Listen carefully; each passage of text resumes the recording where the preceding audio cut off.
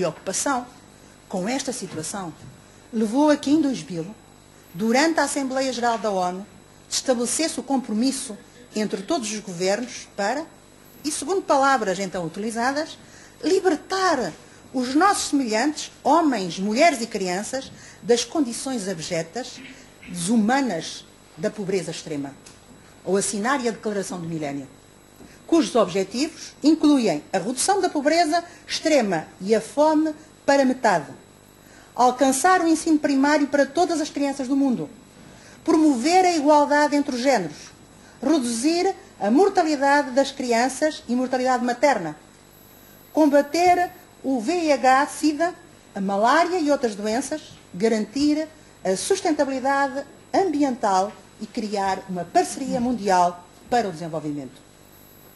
A meta para serem atingidos estes objetivos é 2015.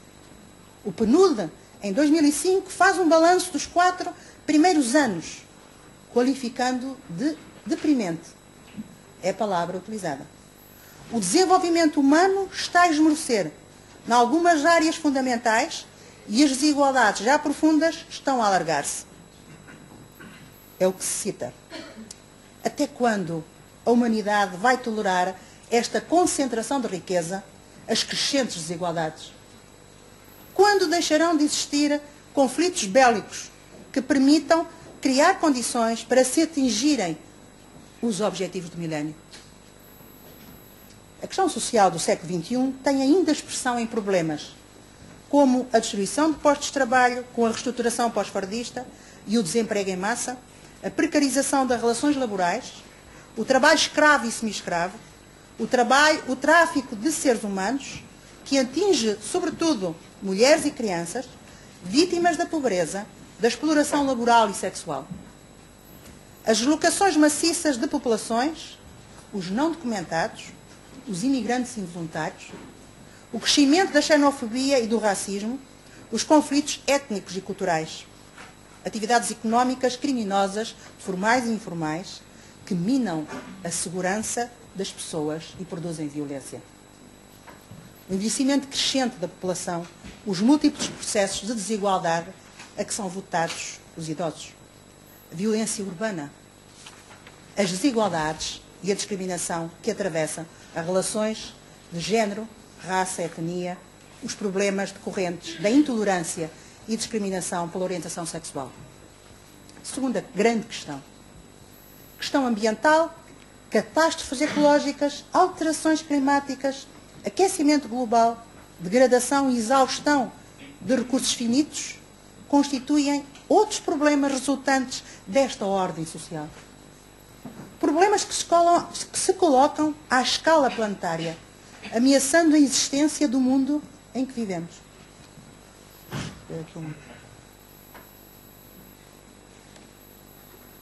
Nos últimos anos, testemunhamos um agravamento da crise ecológica em todas as suas dimensões.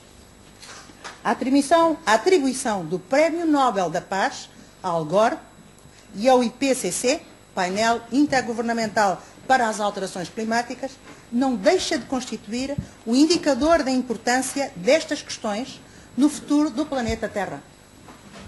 As últimas declarações destes cientistas do IPCC, que trabalham sob os auspícios das Nações Unidas, relativamente às alterações climáticas, são claras.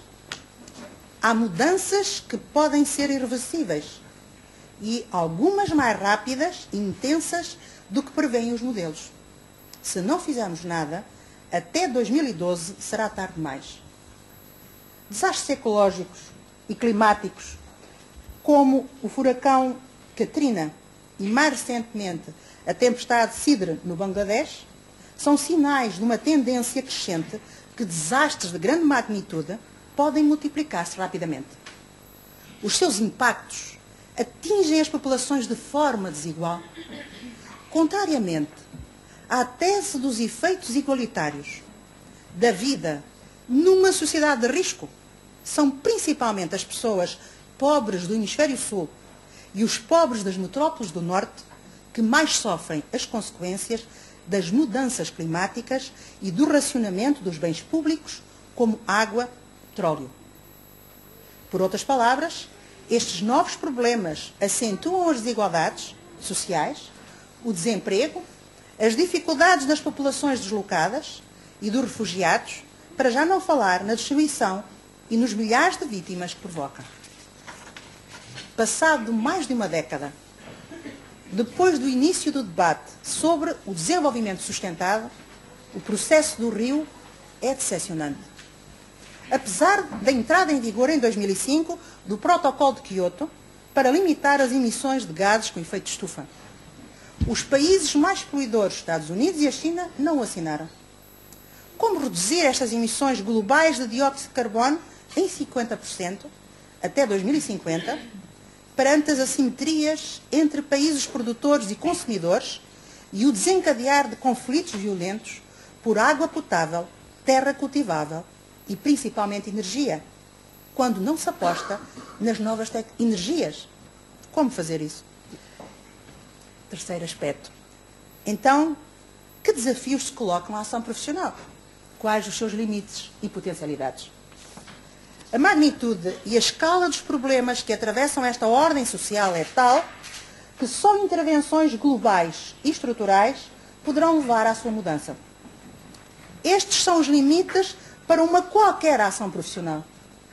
Mas os níveis e padrões de pobreza e desigualdade podem variar e não são de subestimar quando está em jogo a vida de milhões de pessoas e, segundo José Paulo Neto, esta variação é absolutamente significativa e é sobre ela que pode incidir a ação profissional, incidência que porta as possibilidades da intervenção que justifica e legitima o serviço social. O conhecimento e a compreensão da dinâmica económica e social contemporânea torna-se numa primeira condição para a ação profissional. Como o serviço social é heterogéneo, existindo diferentes correntes no serviço social com expressões teóricas, as concepções ortodoxas ou críticas que os assistentes sociais tenham desta sociedade, da pobreza e das desigualdades e de todas as formas de opressão, interferem nos instrumentos e estratégias profissionais a adotar e no equacionar do sentido e do significado da profissão. No superar de atitudes fatalistas, que a profissão nada pode fazer, ou pelo contrário, tudo pode, a formação que se quer crítica e competente destes profissionais ganha uma importância decisiva, constituindo-se num enorme desafio.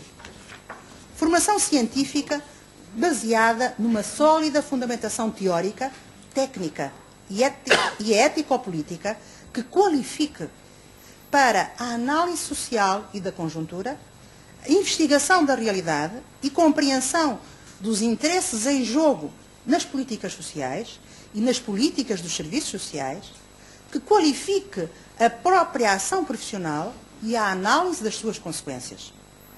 A dimensão ética e política comporta valores universais, como a liberdade, a autonomia, a defesa intransigente dos direitos humanos, a não discriminação de qualquer espécie, o valor da igualdade, da equidade, da justiça social, da emancipação humana, o direito de viver em paz, num ambiente ecológico sustentado e a própria garantia do pluralismo na formação e serviço social.